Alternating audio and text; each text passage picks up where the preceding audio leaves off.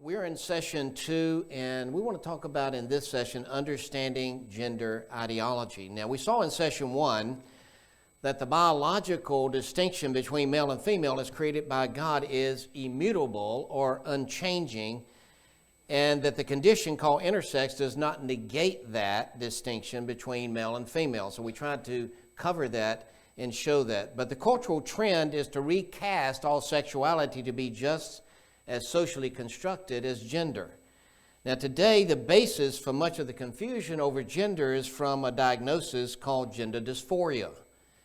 Now the word dysphoria is interesting to understand what that word means. It comes from dysphoria. Dys means bad, phoria means feeling, so dysphoria means bad feelings, okay? So dysphoria is the opposite of euphoria, okay? Euphoria is a feeling of elation. Dysphoria, a feeling of depression, or the feeling of being distressed. When you talk about gender dysphoria, then it's a feeling of being distressed over someone's biological sex. Gender dysphoria means that a person is unhappy with their biological sex. They believe that they would be more truly themselves if they were able to live as a member of the opposite sex, or in some cases as neither male nor female, or as some chosen other identity. This inner feeling is strong and persistent over time. It's sometimes described as feeling trapped in the wrong body. Now, gender dysphoric people are we need to understand they're in deep mental distress. Many go to bed hoping to wake up the next morning as the opposite gender. And it's important to understand that some people who have gender dysphoria really do believe that their body is lying to them. They believe that they would feel much better if they were the gender that is opposite of their biological sex. In the past, it's been understood that this is a physiological disorder, okay? Until 2013, the Diagnostic and Statistical Manual of Mental Disorders used the term gender identity disorder, okay? Since then, some activists have rejected the implication that to feel discontent with one's biological sex is disorder, and because of culture and political pressure, not scientific evidence, it led to a change of terminology from disorder to dysphoria, okay? In fact, the 5th edition of the Diagnostic of Statistical Manual of Mental Disorders in 2013 says gender dysphoria refers to the distress that may accompany the incongruence between one's experienced or expressed gender and one's assigned gender. Now, respected Christian author, and I have his book back there, Andrew Walker, one of the best overall books, I think, on this subject. He says this: it's critical to understand that this is a genuine experience. People with gender dysphoria experience the feeling that their biological body is lying to them. A person in this situation really thinks that he or she should be, or would feel better as the gender that is opposite to their biological sex, or no gender at all. People who experience distress, anguish, and conflict from their perceived gender identity are not perverts or freaks. It is an unchosen experience. It's never something that someone should just, he says, get over, as we might say. Someone who experiences gender dysphoria, true gender dysphoria, may or may not choose to stay aligned with their biological sex. And we should pause at this point really to ask a question, and I think all of us should ask this question. It's an important question, and that is having gender dysphoria then a sin, having gender dysphoria? I believe, as well as most Christian authors that I have read on this subject, that someone experiencing gender dysphoria, when they experience that, is not a sin to experience that. The Bible nowhere categorizes unwanted psychological distress as sinful. Hey, listen, every one of us deal every day with our sinful flesh, which includes thoughts and feelings, okay? And sin occurs when we yield to the lust of the flesh, or act on the feelings or thoughts that are contrary to God's truth. And that's important to see and understand. In the case of someone experiencing gender dysphoria, it's when they yield to or embrace their feeling and pursue becoming what is called transgender. When they do that and they act on those feelings, those thoughts, and pursue that, and they then embrace something called transgender, then they are sinning. we need to understand that the word transgender is an umbrella term for the state or condition of identifying or expressing a gender identity that does not match a person's genetic sex. Now, this can look like dress in the culturally determined dress of the gender they identify with. It can look like having hormonal treatment to seek to bring their chemical balance into alignment with that gender. Also to undergo surgical treatment to alter their bodies, identify as gender fluid, identify as non-binary or agender. When I say agender, it means neither male or female. Perhaps promotion of gender dysphoria and gender ideology is summed up best by looking at what transgender activists call the gender-bred person. And as you can see in this cartoon figure, commonly used to teach children and young people that each person is made up of different aspects of gender, you can see what this looks like. It's on the screen. It's in your handout too. And you can look at these different things that they classify on this gender, what they call the gender-bred person: identity, attraction, expression, and sex. Now, they define these terms this way. They define gender identity as your psychological sense of self, who you in your head know yourself to be, based on how much you align or don't align with what you understand to be the options for gender. They define, anatomical sex as sex sometimes called biological sex. Anatomical sex or physical sex is comprised of things like genitals, chromosomes, hormones, body hair, and more. But one thing it's not, they say it's not gender. Gender expression, they define this way: the ways you present gender through your actions, clothing, demeanor, and more, your outward-facing self, and how that's interpreted by others based on gender norms. They define attraction. Like sex, attraction isn't really a component of gender. However, we often conflate sexual orientation with gender, or categorize the attraction we experience in gendered ways. Now, notice that in this model that they're giving here, the gender-bred person, that your identity is not based on your anatomical sex, but rather on your mind and on your feelings. Okay, that's a very important distinction that they're making here. Attraction also is not based on your sex. It's open to either gender in the way they define it. Notice also that these sexual revolutionaries have separated gender and sex by defining them as two separate aspects of a person. Two separate aspects, not one and the same. Now, one of the transgender revolutionaries named Krista Conger states, sex is a biological trait that is determined by the specific set of chromosomes. Gender, on the other hand, is socially, culturally, and personally defined. Jesse Bering in The Third Gender states the concept of gender is meaningfully different from biological sex. Gender identity is a subjective feeling of maleness and femaleness. Now, we might ask, where did this thinking, all this come from? Where did all this originally come from? And really, as Solomon would say, there's nothing new, what? Under the sun, okay? There really isn't. There's really nothing. You say, is all this new? Not really. Gender ideology is just a present-day extension of the heretical teachings of Gnosticism that the early church faced, okay? This is not something really that new in and of itself. Gnosticism promoted mind over matter.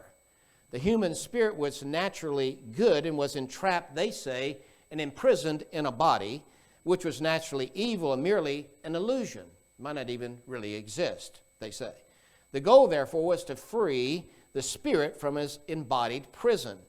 And so they came up with a concept called dualism, okay, where they separate the body from the spirit. These Gnostics did. Therefore, you could do whatever you pleased with your body. That includes sexual immorality, and it didn't affect your spirit. So they felt like you could do whatever sexual things you wanted to do, and your spirit would remain whole and intact, and it didn't affect your spirit at all because your body and spirit, you were dualistic. They were separated one from the other. They believe the body is useless, again, and only imprisons the true self or the true who you are. Now, in New Testament times, the heresy claimed that Jesus may have risen from the dead spiritually, but not physically. Okay? Now, is that true? That's heretical. That's not true. Okay? And the early followers of Christ in the early New Testament church had to fight against this heretical teaching in that day and time. Because God could not be God, they say, and exist in a physical body. The physical body is somewhat meaningless. And even if you go back and study them, then they would say there is no such thing as male and female. It's meaningless. It doesn't really matter what you do as male and female because it's meaningless anyway. All that matters is your spirit, okay? And that's the thinking. So gender Gnosticism, that's what I would call it, deifies a distinction between the mind and the body. It says your mind, your soul, your thoughts are more important than your physical body and can overrule the physical facts. And that's why a lot of times we think, well, this isn't what the science says, isn't what the facts say, and they think it doesn't matter because your mind overrules that. That's more important than that. Since the gender Gnostics believe the body is useless and has no true meaning, they believe that any male-female distinction should be rejected. They believe that gender identity is defined by feelings and not by facts. Okay? Again, you see where all this is kind of coming from. Therefore, gender identity to this person is their self-perception of whether they're male or female or whether they're masculine or feminine. A person who believes this can look within themselves to write, we might say, their own script of who they are, whether that's male, female, or whether that's on a spectrum between male and female or some gender spectrum of fluidity. Now, another name for this, and I think it's an appropriate name today, and if we had time we could go into this in more detail, but it's called expressive individualism. And that's exactly what we're living in, a day of expressive individualism. Gender ideology may have its root in Gnosticism, but in the last 2 centuries, it's really spiraled out of control. Some of the prominent gender ideologists, we'd call them, and I call them, gender Gnostics, over the past 200 years include men, and you've probably heard of a lot of these, Friedrich Nietzsche, okay, you've heard of him, Sigmund Freud, you've heard of Alfred Kinsey of the Kinsey Sexual Reports, not that too long ago, Harry Benjamin, and a man by the name of John Money. Like Kinsey and Benjamin, John Money campaigned for the freedom to change gender. Also, like Kinsey and Benjamin, Money advocated decriminalizing sex with children. Now, if you listen to what's happening in our country today, you're hearing that too. It's a lot of proponents who say it's nothing wrong, that promote pedophilia, they promote having sex with children as being nothing wrong. Money was a co-founder of the Johns Hopkins Gender Identity Clinic. And he hit the headlines. This was in 1966 because he claimed a groundbreaking case of a man who became a woman. And I'm going to read to you the background of this story. It is so heartbreaking. His most famous alleged success story related to a little boy, David Reimer, whose circumcision had gone wrong, a botched surgery. Money advised David's parents to agree to experimental surgery to change the little boy into a little girl. I mean, just think, he got these parents to agree with this. The child had nothing to do with this. Nothing. Wasn't expressing any thoughts contrary to his body or anything. Wasn't expressing what they would call gender dysphoria. Money wanted to test his idea that gender is about socialization, not biology. You see, he wanted to prove to everyone he had this great new idea.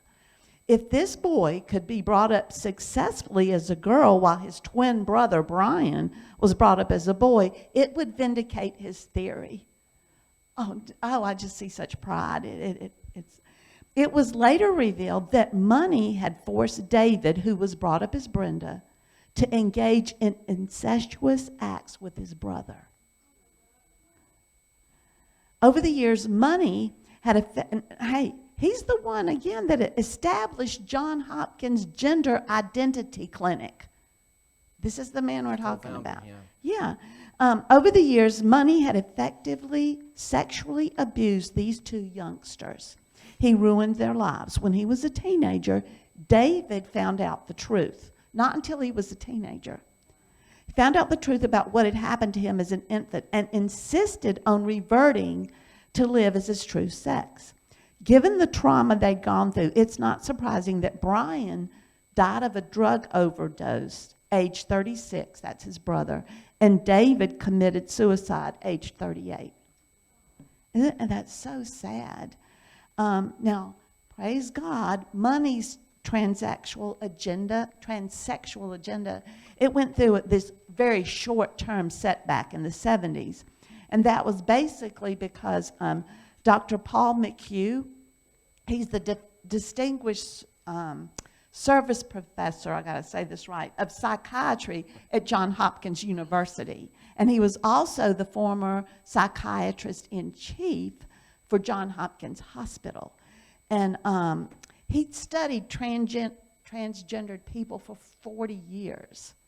And this is his statement. He says, it's a scientific fact that transgendered men do not become women, nor do transgendered women become men. All such people, he explained, become feminized men or masculinized women, counterfeits, or impersonators of the sex with which they identify. So Dr.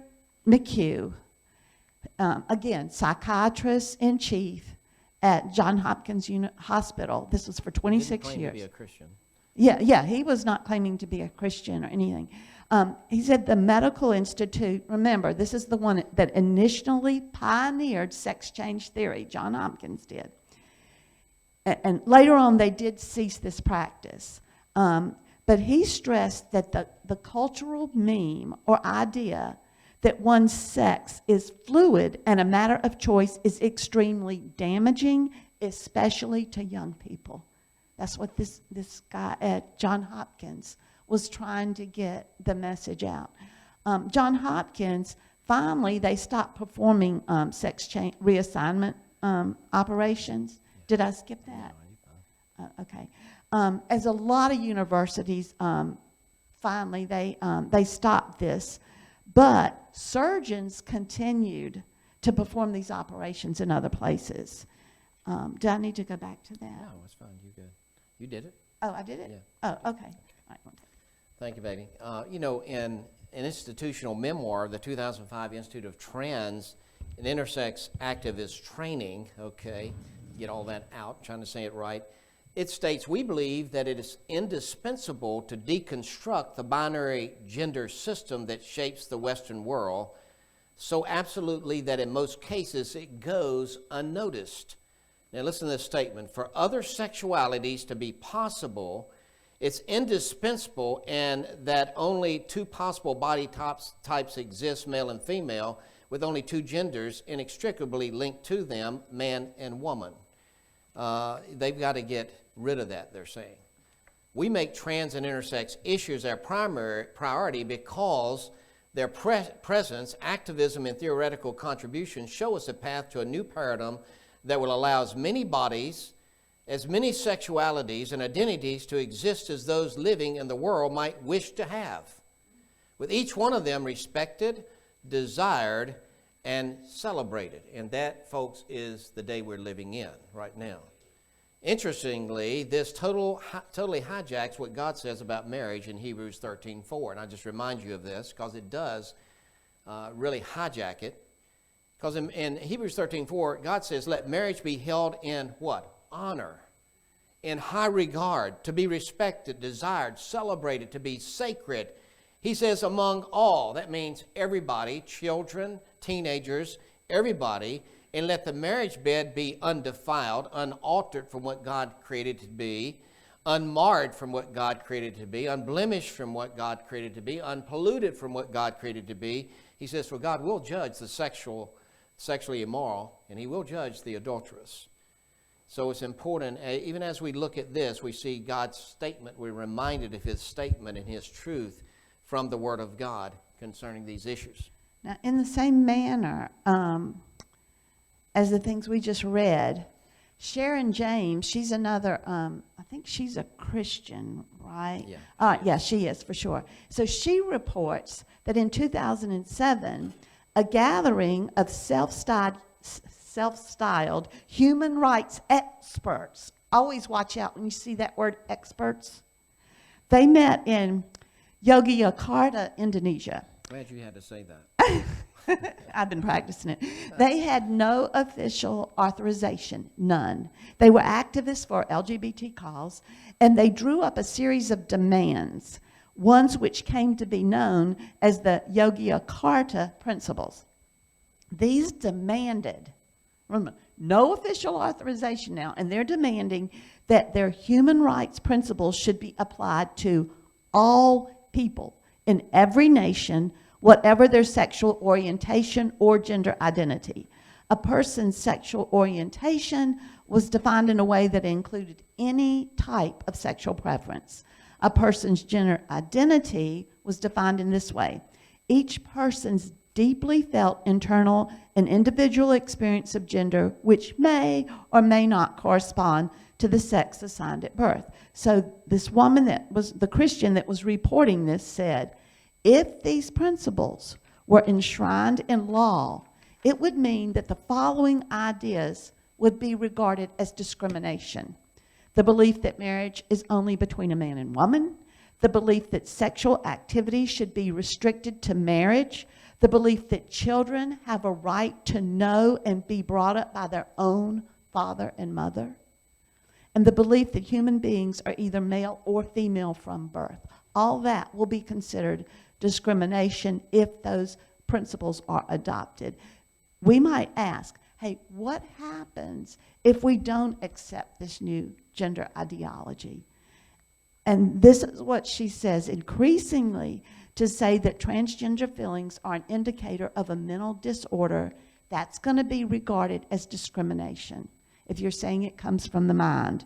To offer any form of counseling, they call it conversion therapy, to help a person's mind align with their body, that'll be considered abuse. In 2015, the new civil rights guidelines were published right across the river in New York City, banning the misgendering of individuals, banning it. If you insist on calling someone she rather than Z, that could land you a $250,000 fine. Now, one thing that Sam and I noticed is whenever he was putting all this together and studying, it was like daily something new came out. And we listened right after he wrote this in about the fine for, if you misgender somebody. So Moeller did a podcast. Albert Moeller did a podcast on gender pronouns. And he said the problem is that a lot of times people, one day they'll want to be identified in this manner. Another day they'll want to be, depending on what they're doing that day, they want to be identified as a different gender. So you never know what pronouns to use for that person. Or they have many different ones. Right, and so the fact that you can be fined for not using the proper one, how are you ever going to know which one to use? Now, you might say, what is the goal of gender ideology? And I would just stop here and I'll say this is also a Marxist and critical race theory agenda. The same goal, and that is to completely deconstruct the biblical family. As we just said, it to destroy what is known as the family, and for really the government to take the place of the family. And that's really where we're headed. And there would no longer, there wouldn't be any more gender reveal parties because there would no longer baby boys and baby girls to reveal. That's what they would like. Since there are no male or female identified persons, homosexual relations or any relationship between two consenting adults is acceptable. And let me just stop and say here, not just between two, but even more than two. Polyamory now is on the agenda in our culture right now, where that you can have relationships, or call it a family, with 3 or 4 considering adults, or even more. There'd no longer be a mother or a father. Fatherhood, motherhood would be a thing of the past. That's what they want. There would no longer be a Mother's Day. If you saw it in the news just recently, for this past Mother's Day, U.S. Representative Cori Bush gave moms a new name. She says we need to start calling them birthing persons, not mothers, birthing persons. They're getting away from the word mother, birthing persons. Like a man can be a birthing person. I don't think so. there would be no brothers, no sisters. Hey, you're deconstructing what God made sacred, the biblical family, the first institution that God shows us in the Word of God. And again, Satan wants to destroy the family. This is his goal, to destroy the family. This has been our heartbeat in family ministry for over 25 years, seeing the attack of Satan against the family and how he's trying to destroy marriages and the family. This is another outreach and part of that. Sharon James says, the biological male-female distinction is the basis for the natural family or husband-wife and mother-father-children relationships. Recognition of man-woman marriage has been foundational to human society since the dawn of time. Certainly it has. It's the best means of ensuring that children receive ongoing care from both their parents and their wider extended family network. It's a building block of society and the best provider of cross-generational support. You can even look at all the secular statistics concerning families that do well and families that do not, even if you take God out of the picture, and you'll see very emphatically just from the secular statistics that when there is a mother and father in the home with their children, it's a much better chance that they will prosper economically and in all areas of life. When there's not, then you have it open to a lot of other problems. A good example, I think a really good example for us to see, and I'm sure you've heard some of this today in the last few weeks and last year, is a cultural confusion and conspiracy really of gender ideologists that was seen in the May edition just last month of the USA Today. They ran an article written by Chelsea Mitchell titled, "I was the fastest girl in Connecticut, but transgender athletes made it an unfair fight." I'm going to read you this article, excerpts from it. I'm crouched at the starting line of the high school girls' 55-meter indoor race. This should be one of the best days of my life. I'm running in the state championship, and I'm ranked the fastest high school female in the 55-meter dash. I should be feeling confident. I should know that I have a strong shot at winning. Instead, she writes, all I can think about is how all my training, everything I've done to maximize my performance might not be enough simply because there's a runner on the line with an enormous physical advantage, a male body. She wrote, I won that race and I'm grateful, but time after time I've lost. I've lost 4 women's state championship titles, 2 All-New England awards, and numerous other spots on the podium to male runners. I was bumped to 3rd place in the 55-meter dash in 2019 behind 2 male runners. With every loss, it gets harder and harder to try again. And she says this CIAC, that's some kind of Connecticut Interscholastic, whatever, allows biological males to compete in girls' and women's sports. As a result, 2 males began racing in girls' track in 2017. In the 2017, 2018, and 2019 seasons alone, these males took 15 women's state track championship titles. That's because males have massive physical advantages. Their bodies are simply bigger and stronger on average than female bodies. It's obvious to every single girl on the track. But Connecticut officials are determined to ignore the obvious, and unfortunately, a federal district court recently dismissed our case. The court's decision to do so tells women and girls that their feelings and opportunities don't matter, and that they can't expect anyone to stand up for their dignity and what's right. That's wrong, she says, and it chips away at women's confidence and belief in our own abilities. It's happened to me over and over. Every time I walk up to the starting line, I try to tell myself that I can overcome the unfair odds. I can win, even though the race is stacked against me. You know, and as big as this story is, it's really not the biggest part of the story because, you know, it turns out that after public pressure from the LGBTQ community and the transgender community, in particular, that the USA Today retroactively changed the text of Chelsea Mitchell's article, the word male was removed because it was said USA acknowledged this, they actually acknowledged it, that there were those who felt that the use of the word males was harmful. And instead, where males had appeared in Chelsea Mitchell's article, the word transgender now emerges.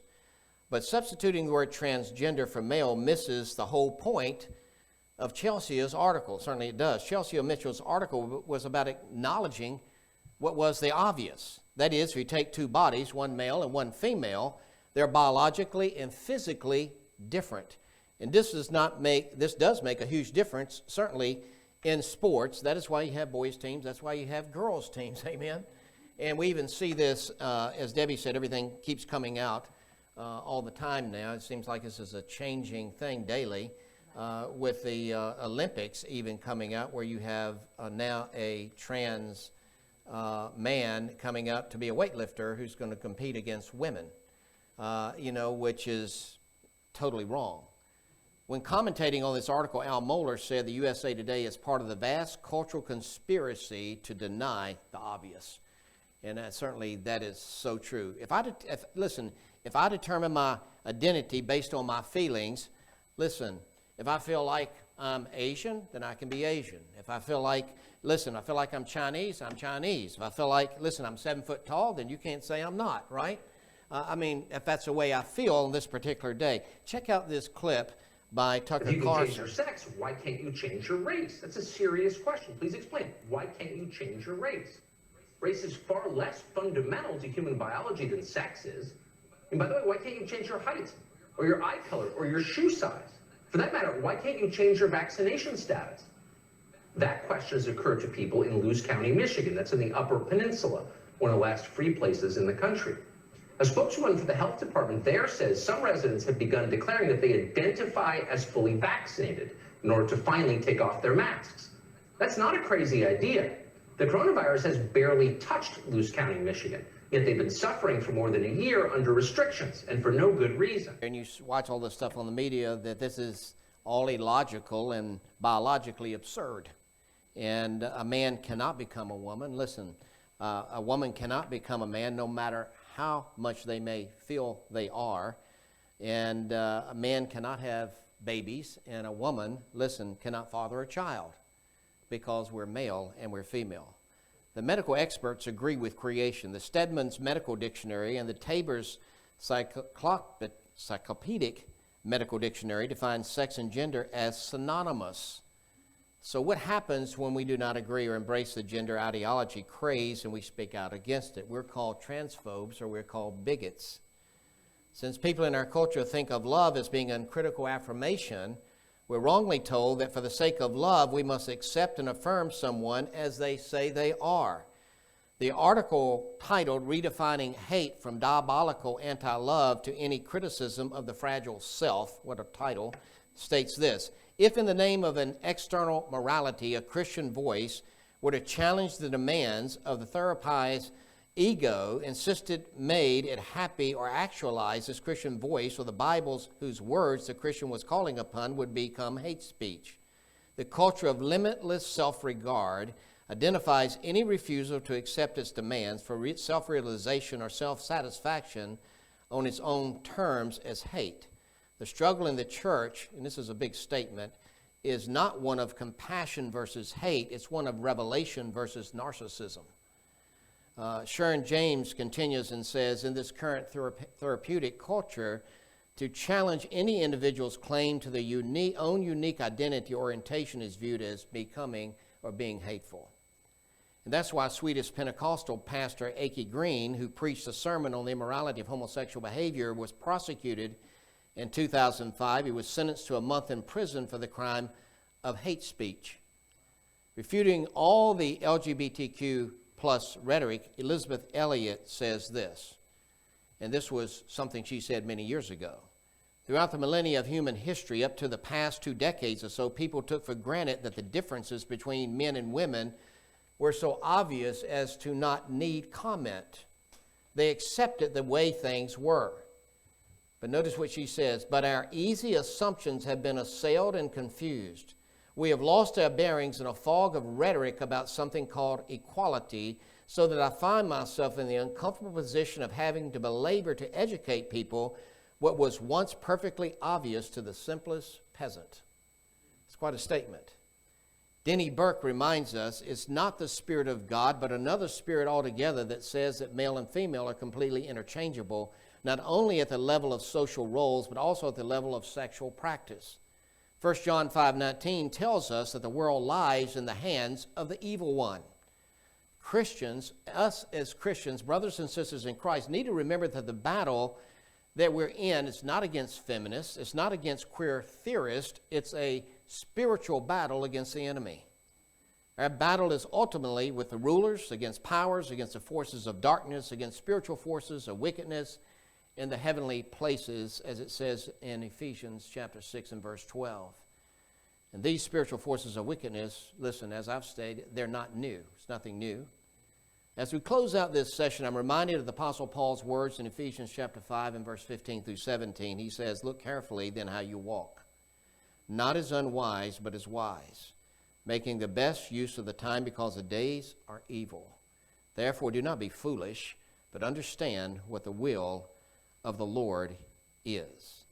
So how do these gender ideologies, using gender dysphoria, indoctrinate our children into this anti-God agenda? Well, I want to answer that very important question in the next session. We're going to take another 10-minute break, and we'll go into session 3. So we'll let you stretch, get refreshed, and we'll start back again in session 3 in about 10 minutes.